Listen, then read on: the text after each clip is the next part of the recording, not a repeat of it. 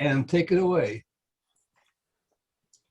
Well, thanks very much, Dan, and thanks to all of you for being on here. This is a great way to share knowledge among the ARRL volunteers, and I think it's terrific that you've done it, and I appreciate the opportunity, the invitation to speak with you tonight. Yeah, well, just very, very briefly, yeah, I was involved professionally with IRU Headquarters for many, many years, retired 5 years ago. And you see my current location is in DC. My wife and I have a daughter who lives in DC, and so we have a second home down here. Normally I am up in Connecticut, where we have a little bit more room for antennas. Currently, I am the secretary of the International Amateur Radio Union. This is a title that I had for probably half the time, or more than half of the time, that I was working at IRU Headquarters. And I am going to be stepping down from that position at the end of June, but will remain involved in IARU. But let's get into the presentation here. And no, that's not the screen I want to share. There it is. Okay. And let's see. Slideshow. It's okay, there it is. All right. I can only see a few of you, so Dan, I hope that that you or someone will flag me if I need to stop. I'm also not seeing the chat. Okay, Dave, I'm cutting here for a second. You won't be able to see the chat when you're sharing your desktop. We have people watching it for us here, and okay, they'll call it out. And I might add that this thing is being filmed, as you know, and being recorded, and it goes out to several thousand hands. Many of them are viewed it afterwards. We also have it on YouTube, so we often get a ton of hits. So they rather do that than on the East Coast get up late to be here. Okay, I'm sorry, take it away. Okay, no, thank you for that explanation. And yeah, my email address will be on the last screen that you see here. And of course, I'm happy to answer any questions by email later on. Okay, so tonight, I'd like to talk to you about the IARU, what it is, what it does, and why it's important. And actually, we'll do that in the opposite order. Why it's important is that the radio spectrum is a very valuable commodity, and we need to have a voice on behalf of amateur radio at the international level to make sure that our needs and interests are represented. So tonight, I'll give you an overview of the IARU, very, very brief history. We'll talk more about what we're doing today, and particularly what we're doing with the International Telecommunication Union and regional telecommunications organizations. And I hope we'll have some questions. So as you know, the radio spectrum is in very high demand. It's now regarded as a very valuable commodity, or access to the radio spectrum. There's billions of dollars bid at auctions to get licenses to use spectrum. And there's a lot of pressure on incumbent users to either release spectrum or to share it with new commercial users. It used to be that in our UHF and microwave spectrum, we didn't have too much trouble because the primary occupant was the military, mainly military radar. And for most of the time I was working at ARRL, we had very close relations with the military, and we could count on them to watch our backs, because they would be much happier sharing spectrum with us than with somebody else. But these days, the pressure is so great that even the military has to give up their spectrum access. Obviously, we can't afford to write a check to buy spectrum.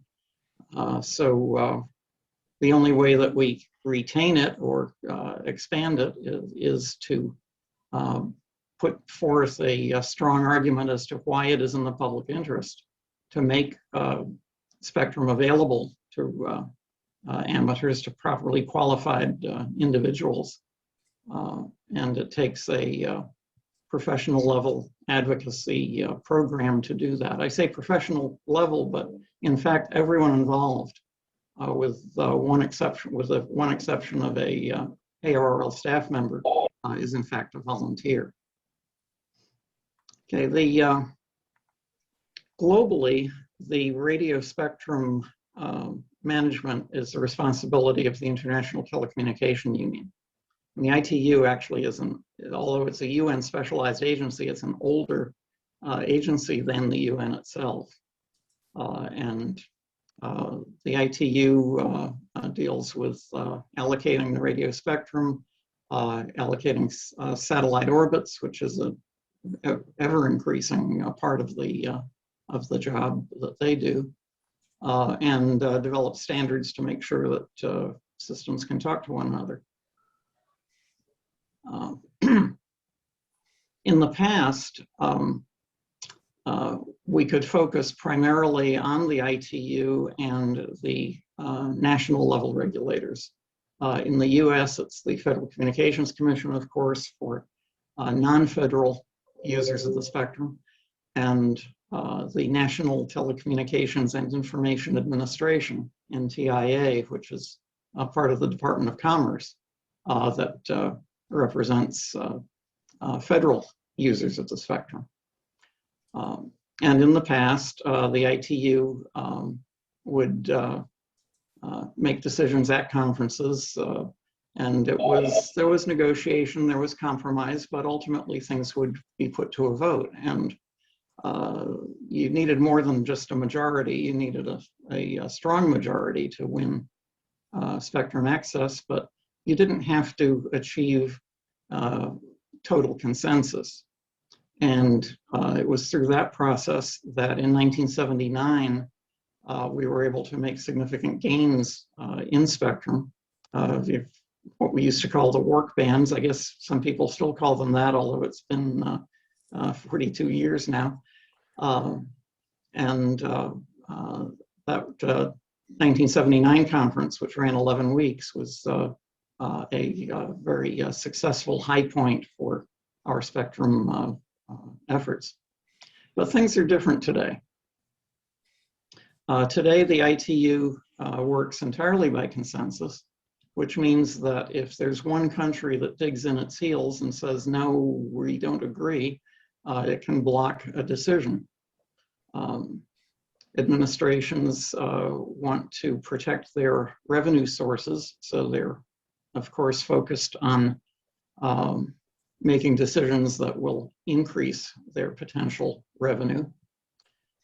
There is a new level of organizations, regional telecommunications organizations, that I'll say more about in a second, that try to get together and develop common positions prior to a World Radio Communication Conference, because if you went into a conference with 189 different countries, each with its own position, you would never be able to reach consensus in a 4-week conference, or for any length conference for that matter. So it's important that the RTOs, as we call them, work to do a lot of the preliminary decision-making before the actual conference begins. In summary, it's a much more difficult environment in which to make progress today than it used to be. The 6 RTOs are shown here by their abbreviation. I'll focus, since this is Region 2, on CTEL, which is it's a part of the Organization of American States. And all of the countries of the Americas, with the exception of Cuba, are members of CTEL. And so that's the group that we focus on within ITU Region 2 to get the positions adopted that we hope to put forward at a WRC.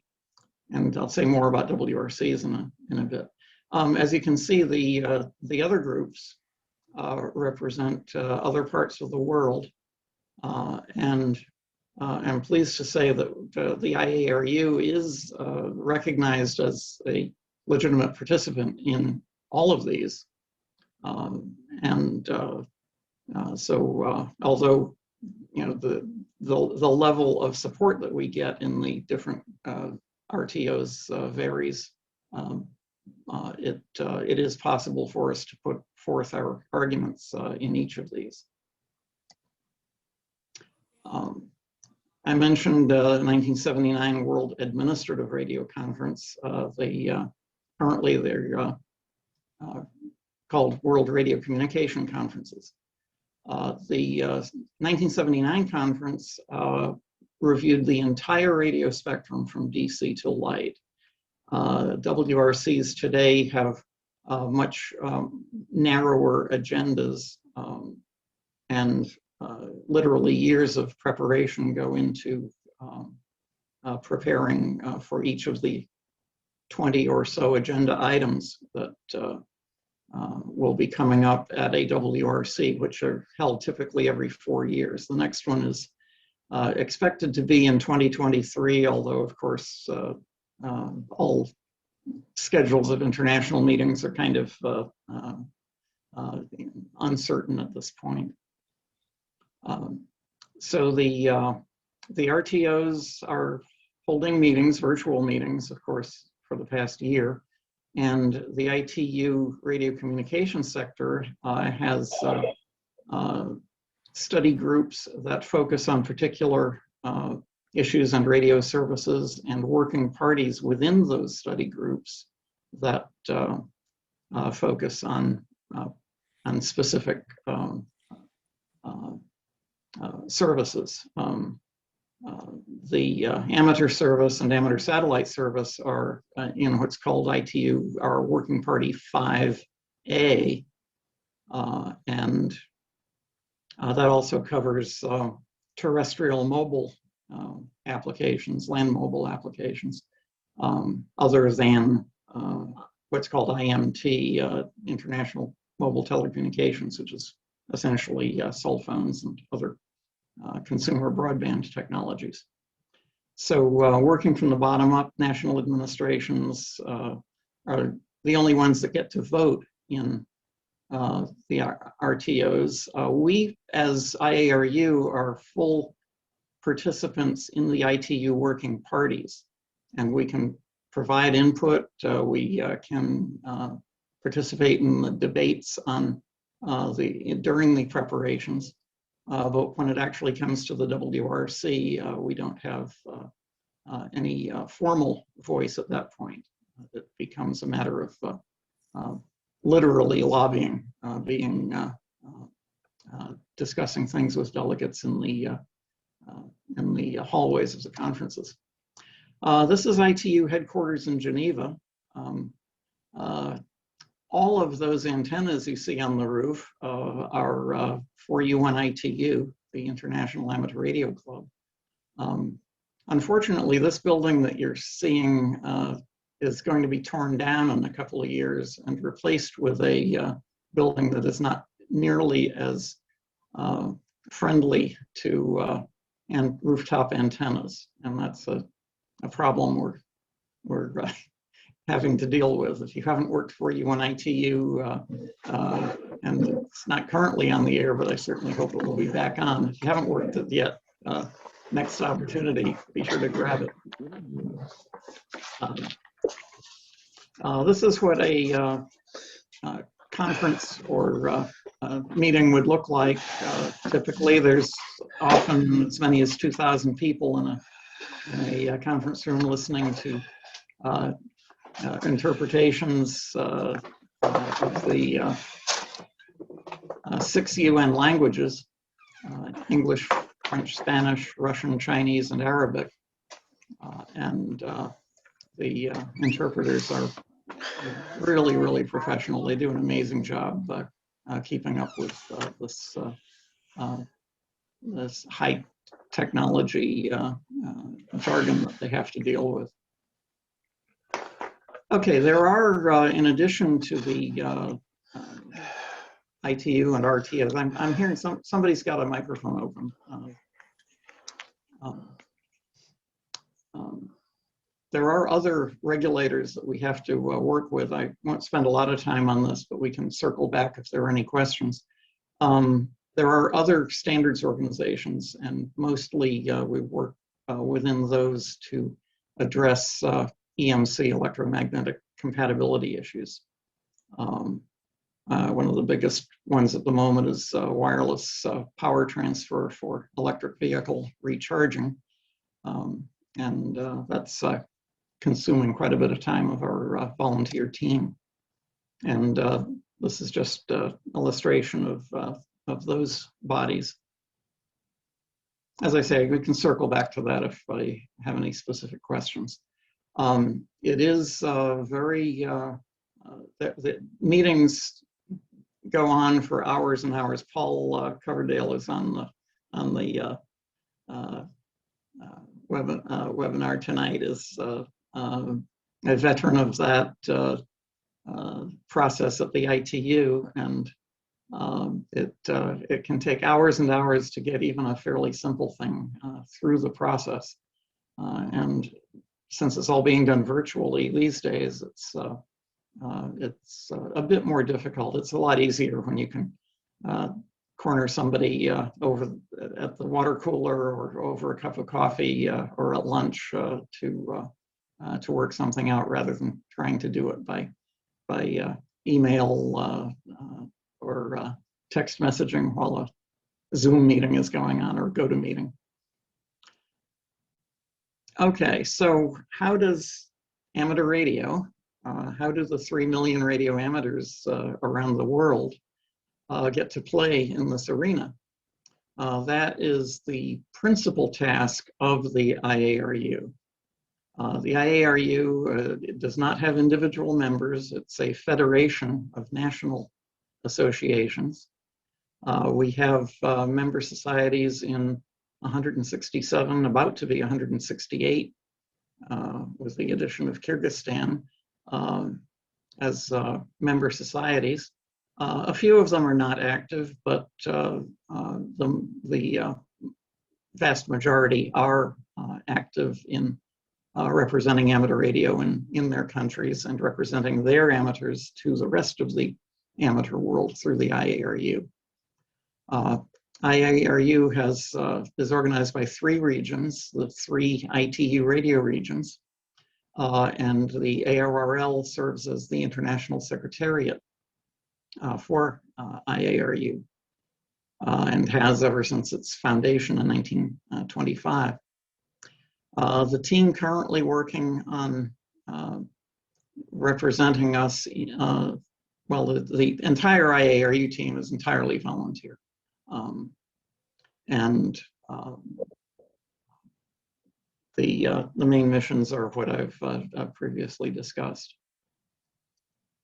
So briefly, the history of IARU goes back to 1925 in Paris. You might recognize the name Hiram Percy Maxim as the initial organizer of IARU, right after the very first 2-way transatlantic amateur communication. Maxim recognized that amateur radio was going to need an international voice. And so he set out to organize IARU for that purpose.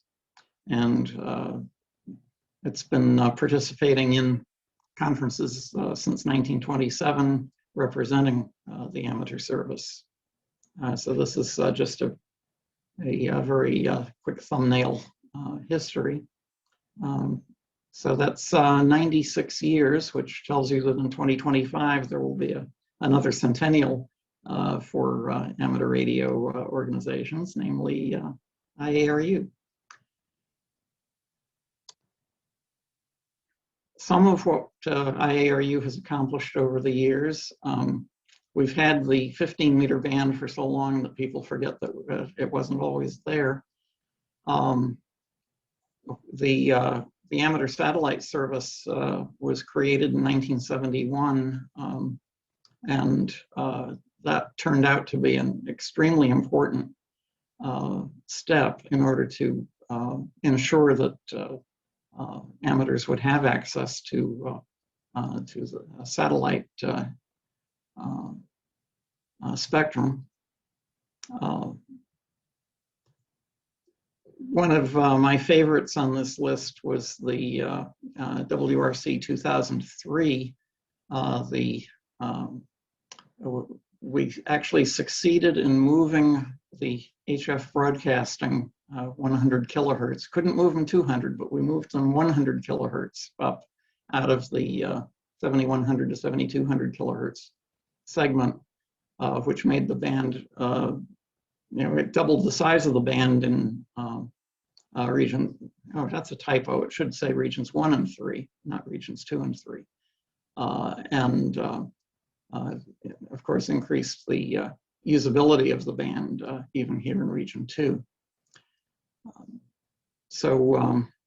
It might not seem like much, but it was the first time in history that HF broadcasters had been moved for anybody.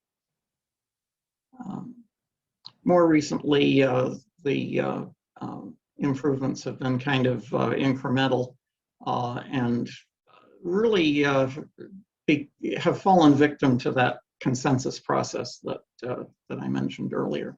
In 2015, we had a big battle with Russia over power limits in this 5 megahertz band, and that's still not resolved. And of course, we still have issues there within the U.S., but that's an ARRL problem, not an IARU problem. And in 2019, we were able to get a very, very significant improvement on 6 meters that particularly benefited Region 1. But even this evening, the 6 meter propagation between Europe and North America was pretty good tonight, and I regret that I'm down here in DC missing out on it.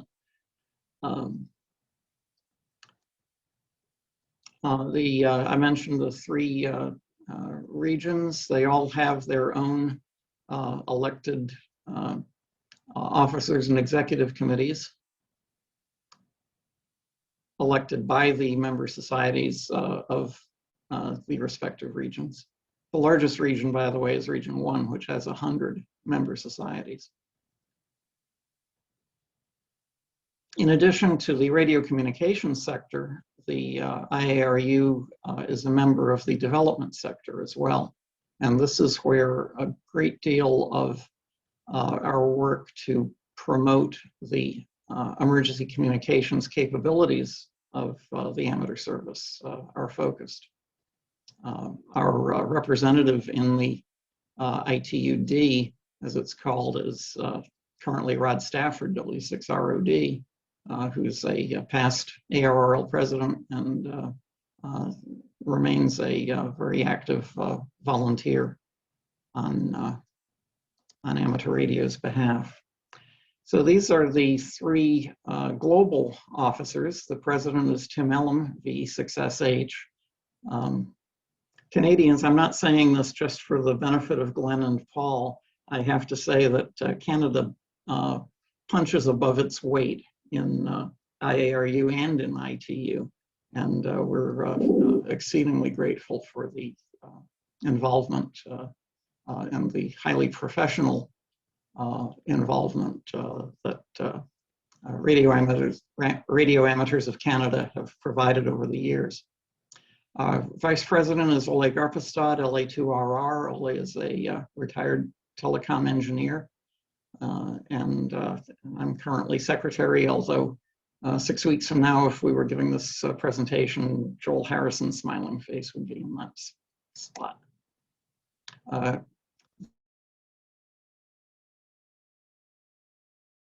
Toyo XE1KK is president of Region 2 and is a very forward-looking, all of these three guys are very forward-looking individuals focused on leading their respective regions into the future.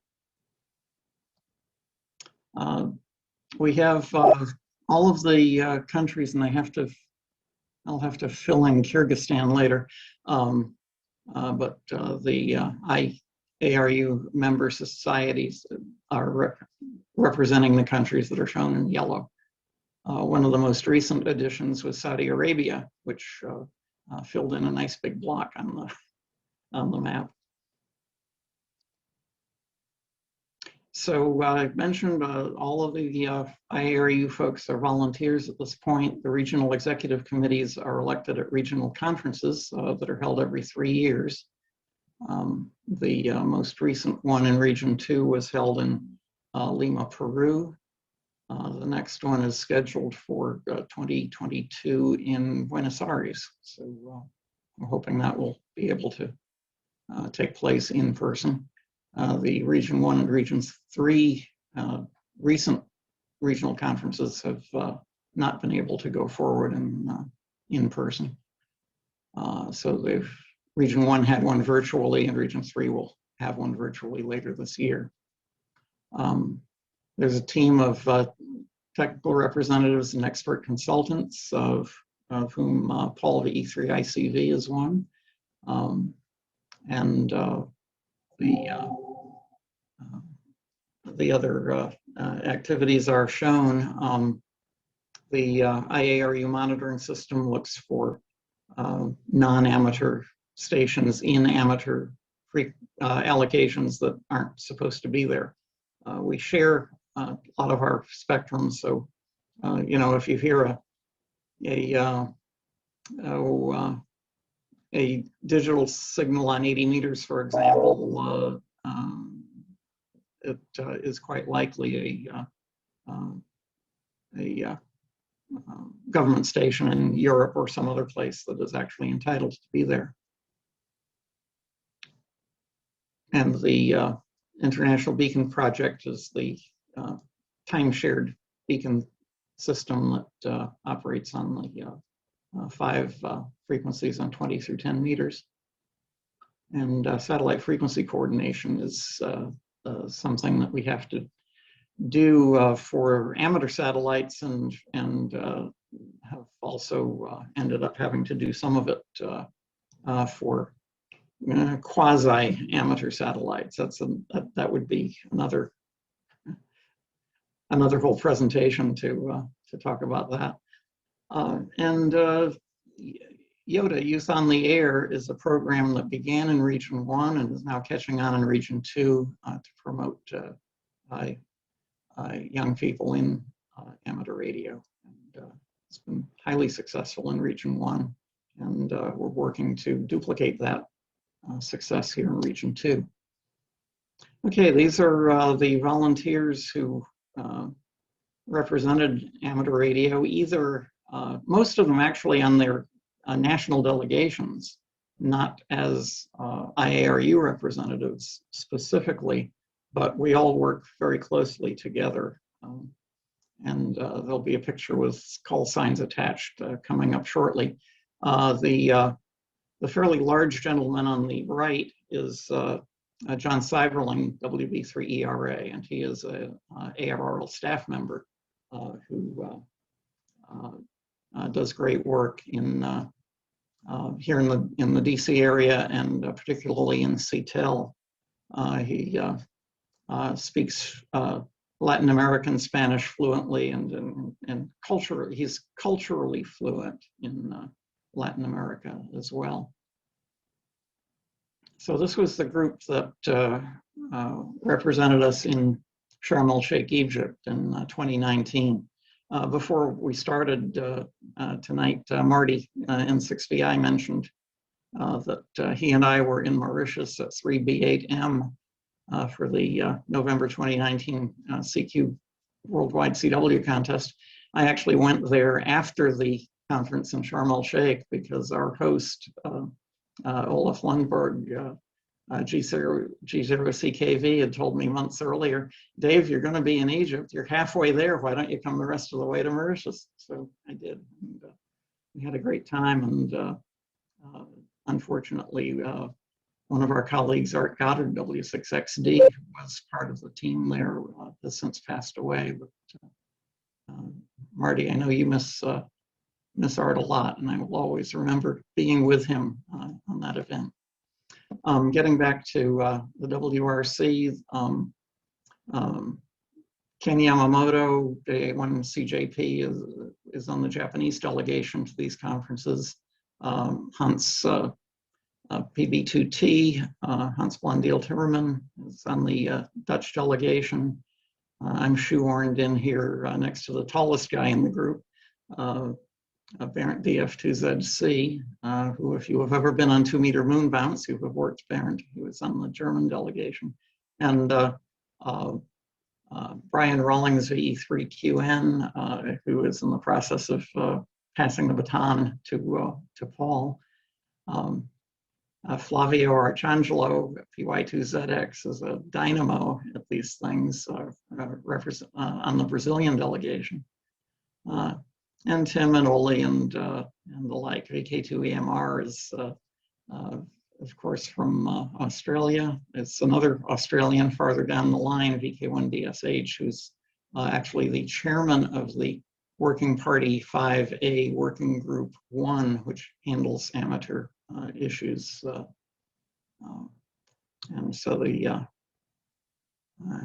that's the team. And the folks I didn't mention by name are just as important. I just didn't want to rattle on. Okay, who pays for it? Member societies pay dues to the regional organizations. There are no financial obligations to IARU globally. However, each of the regions pass 10% of their member societies' dues on to help fund global efforts. And ARRL pays dues to Region 2. About 80% of the radio amateurs in Region 2 are in the US, so that represents 80% of the Region 2 budget. ARRL also pays to Region 3 because Guam, the Northern Marianas, and American Samoa are actually in Region 3. And so ARRL participates on behalf of amateurs in those areas. And also picks up anything that is over and above what is funded by the member societies. So the answer to who pays for it is you do. ARRL members do. Your support of ARRL and in Canada, of course, Radio Amateurs of Canada is what makes international representation of amateur radio possible. The policies of IARU are set by the Administrative Council. This is a group of 9, the 3 officers and 2 representatives from each of the 3 regions. We meet annually in person, not currently, of course, although we're hoping to in the fall. But we've been holding virtual meetings every 2 or 3 months. Currently working on future vision for IARU to try to make the organization more flexible, more able to meet challenges as they arise.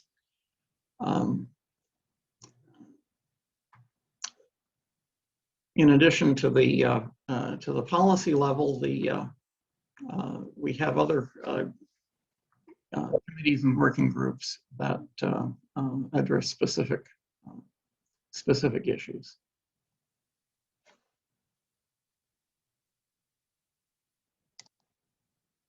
Okay, WRC 23, the next one that's coming up, and the one that we're preparing for right now, and was the reason why Paul and I were involved in meetings last week and the week before, are dealing primarily with issues involving us at somewhat higher frequencies. We have challenges facing us, particularly in the 10 gigahertz band in Region 2. This Earth exploration satellite service at 40 to 50 megahertz. Our only concern there is that it's adjacent to the 6-meter band. We want to make sure that there's not any harmful interference caused by radars in orbit looking down on the Earth, looking at rainforests and ice pack in Greenland, things like that. Probably not a super serious problem, but we have to be there to make sure that it isn't, and make sure that the skirts on their transmitter are sharp enough to not cause us interference. Much of the rest involves extremely high frequency, although there are two issues that are significant. One is space weather sensors, which actually function on spectrum between 10 megahertz and 15 gigahertz. There are currently no protections for these sensors, which are used to monitor the condition of the ionosphere and so on. And we want to make sure that as the sensors are taken into account in the IT radio regulations, that they don't impose new constraints on incumbent services, including ours. So we're involved in that. The radio navigation satellite service issue at 1240 to 1300 megahertz is a major issue, particularly in Europe and to some extent in Asia. And it's consuming a lot of our time and attention right now. We're actually battling the European community on that one, and have been doing okay so far, knock on wood.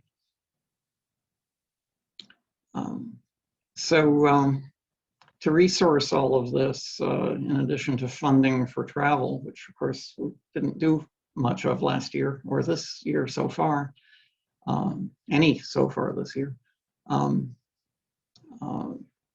we have dozens of people working on this, but all of us are getting older. And the time demands, particularly on the European participants, are increasing. So we need to identify more people with the necessary skills or the qualifications to replace those of us who are aging out. And of course, because the IARU member societies are the source of all funding, it's important that all amateurs support their national society.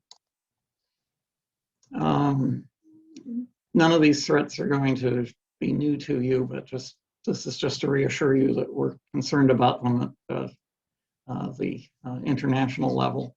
The growing level of radio noise, especially in urban and suburban environments. The fact that although the number of licensees in the US continues to go up, this is not the case in all countries. The commercial pressure is increasing. On the bullet, insufficient effort to attract new entrants. Well, this is, of course, not something that we can do a lot about internationally, but we need to make sure that we share information about best practices about what works in one country with our member societies in other countries. So this is just part of the overall effort to make sure that amateur radio is still here for future generations. So here's what we see as the most important things facing IARU right now is finding the most effective programs to attract new people into amateur radio, make sure that we have strong member societies representing amateur radio at each national level, and make sure that we have a strong and unified global voice, and to find the future leaders, the future volunteers who will carry the torch forward. Of course, not everything we do has to do with spectrum protection, or at least not directly. World Amateur Radio Day has been marked for many years on April 18th, which is the anniversary of the founding of IARU in Paris. This year we had a special theme based on the pandemic, which really took off. We got a lot of very good press. The ITU highlighted, spotlighted our amateur radio home but never alone theme.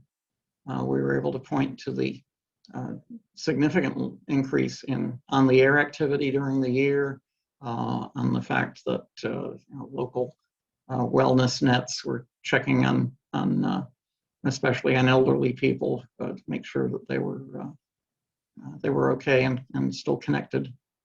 I mentioned Yoda. Young people, particularly in Europe, ARDF, amateur radio direction finding, is a very popular activity. It's a combination of a field sport and radio. You go out hunting hidden transmitters and on 80 meters and on 2 meters, and it has a very strong following in a number of countries. And there is US participation and Canadian participation, although it's not at the same level as in Europe. High-speed telegraphy is a very competitive activity, particularly in Central and Eastern Europe. And the speeds that the real experts run at are just beyond comprehension. I consider myself to be a reasonably good CW operator, and I'm way out of their league. I mentioned the monitoring system beacon project. There's a one 24-hour contest every year, second weekend in July coming up, the IARU HF World Championship. And that's always a big event, and I've mentioned the others, so I think that pretty much covers it. So thanks for sticking with me here. Here are some links that where you can go to get additional information. Recently, IARU received a gift from an amateur in the Pacific Northwest. He owned the domain hamradio.org, and he said, well, I thought I was going to do something with it, but I can see it's never going to get around to it, so I'd like it to go to someone who will, and seems like the IARU is the best place to put it. So at the moment, it's just kind of a placeholder, but we hope to expand it to be a place where information about amateur radio internationally is available that goes beyond the constraints of the IARU website itself. So there are the others. I can still be reached at secretary@iaru.org, but K1ZZ at ARRL.net will always work, at least as long as I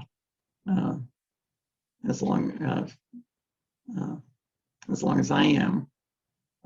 And happy to answer any questions now and whatever time's available, Dan, and if not tonight, then by email anytime. So back to you.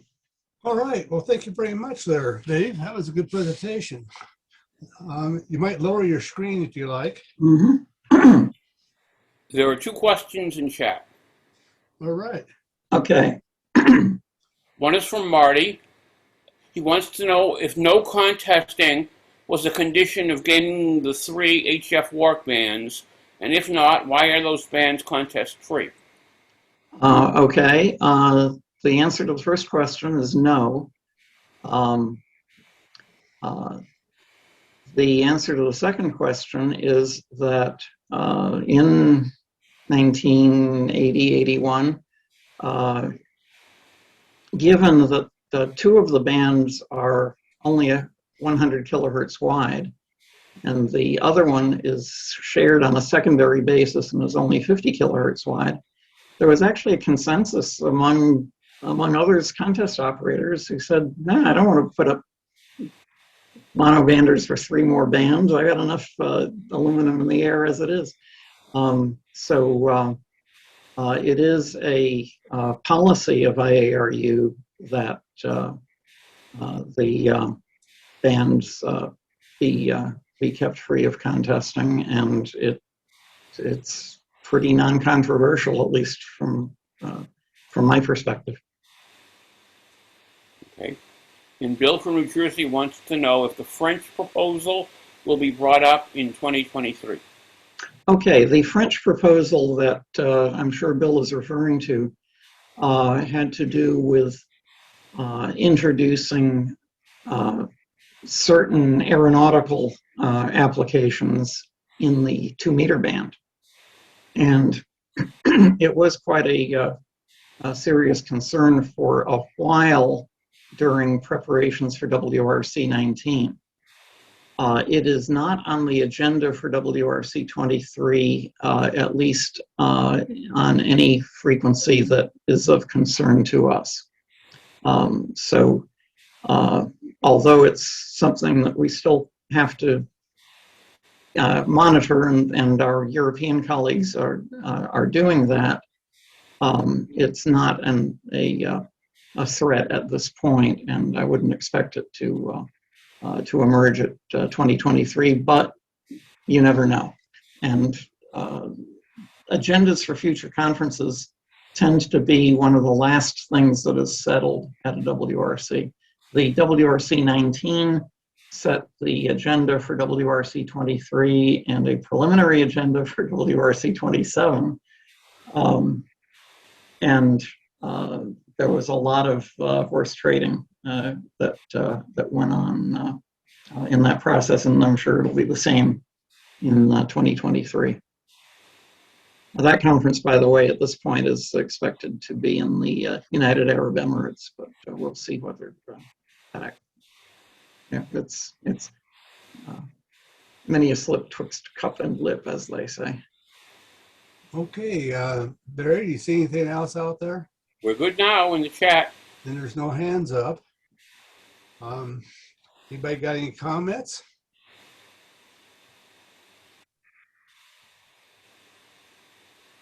He always does a good job. There's usually very few questions. Yeah. Very thorough. I has one. Dave, are you up for another contest expedition sometime? Yeah, hi Marty. You know, I have a really good station at home. So I've heard. And, but it was great fun from Mauritius, and really enjoyed being at the table with you guys. Okay. I've got the question, Dave, or maybe a comment. You talked about one of the changes being the kind of relationship between the national regulators and the World Radio Conference, and because I guess we've seen like the FCC has anticipated some things and started allocating, right, 3,300, you know, above 3 gigs, even though there's not an international agreement. Sometimes it can work the other way, I guess, but it probably depends on the relationship between the national organization and their regulator. Like in our case, we got our regulator to not follow the power limits for 6 meters. We said we've been operating with 100 watts for all this time and haven't created interference, so they chose to do it as a national allocation rather than following the WRC. Yeah, that's 60 meters. Yeah, 60 meters, that's right, 5 megahertz. Right. Yeah, and well, countries retain a great deal of their sovereignty on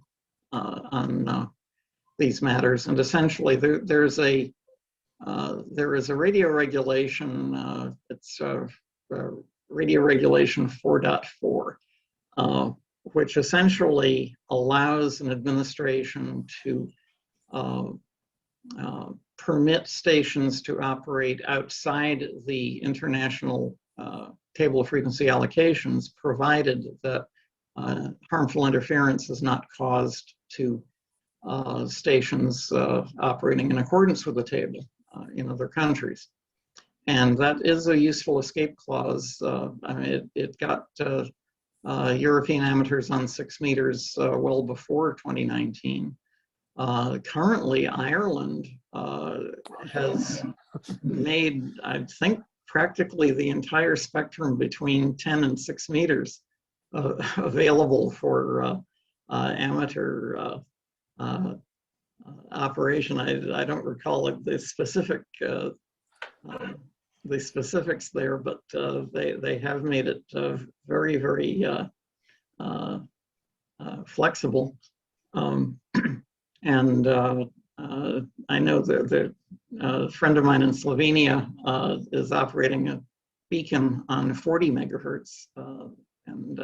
So between Ireland and Slovenia, they're having a great time listening for one another. Yeah, it does cut both ways, and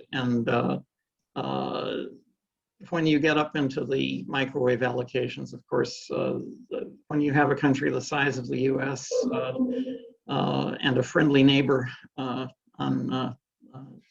who's willing to go along with things, you can get away with departures, and sometimes that's to our advantage, and sometimes it isn't.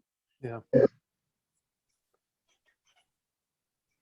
But yeah, it is a much more complex process than I can telescope into an hour. I bet it is. Anybody else got any comments out there? Boy, bunch of quiet guys. For hams, that's unusual. Everybody wants to get to the virtual contest super suite. There you go. There you go. Yeah, and that was one of the things that was brought up tonight earlier. And I says, nah. They'll come here to see Dave for no other reason. All right, Dave, if you don't mind, when we're done here, if you can send me, email your slide presentation. Yeah, happy to. And we'll get I'll that correct out the there. typo first. Okay, sounds good. And I ask again, is there any more questions or comments out there, anybody? Thank you all for coming, those of you that are still here. Yes, yes. Thank you very much. We almost had 50. Okay. Okay, and again, the big grab on this thing is usually in the video we sent out afterwards, both by YouTube and otherwise. Just this starts out, you know, it's 8 o'clock here. It's a much later over there where Paul's at or Barry's at. And those guys have to really suffer to stick to it here. All righty. Dave, I'm going to say 73s, everybody. Okay. I really appreciate you coming on and doing this. Oh, thanks for the invitation. Dave, It's great to always see you fun. again and doing well. Thank you. Thanks, Marty. You too. Thanks. Okay, Okay, cheers, everybody. Everybody do well. 73. 7-3 all. Thank you all for coming. One last comment. I leave this open after I close it out. If you want to log back into Zoom, you can just chat amongst each other. It's great, just like after a club meeting. So anyway, with that in mind, I'll say 73s and see y'all next go around.